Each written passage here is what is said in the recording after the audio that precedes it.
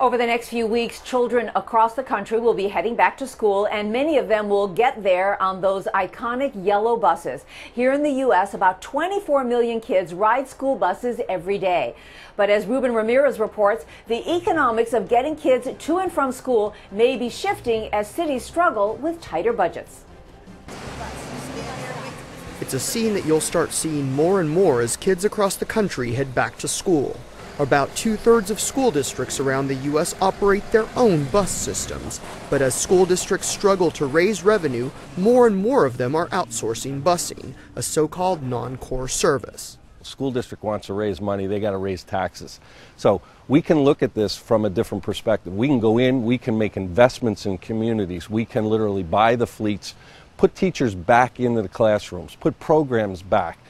That's Student Transportation Incorporated CEO Dennis Gallagher. He started the company 15 years ago. Today, the business operates in 16 states and Canada, transporting about 600,000 kids a day.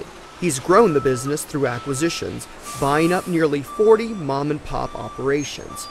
3 years ago, he bought out Jordan Transportation. Art Jordan started the business in 1957 with 4 school buses. His son Mark still runs Jordan for STI. They're able to bring a lot of different things, purchasing power, a lot of extra logistics that we didn't have the benefit of. I mean, there really is a beautiful blend between the family-run branding name that happens on the local level, but we also have the ability to have a lot of things that come with a larger corporate structure. Nationwide, the average age of a school bus is 10 years old.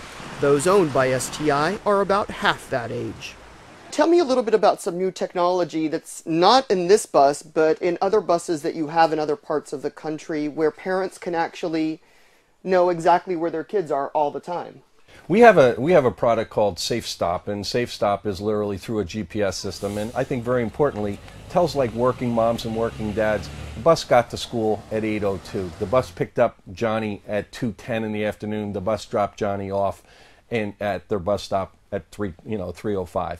STI is looking to expand into the Carolinas and California, but there is growing competition for bus service contracts from companies in Europe and private equity firms looking to cash in on long-term revenue streams. The contracts can run as long as 10 years. Retail investors have been big fans of the shares, which typically pay out a 56-cent a share annual dividend. We've got growth opportunities. We're a rare case of being a growth company that pays a dividend. While STI may not always come in with the lowest cost bid for school districts, Gallagher says qualified mechanics, dispatchers, and bus drivers are important for parents who put their children on the bus every morning. Ruben Ramirez, NBR, Butler, New Jersey.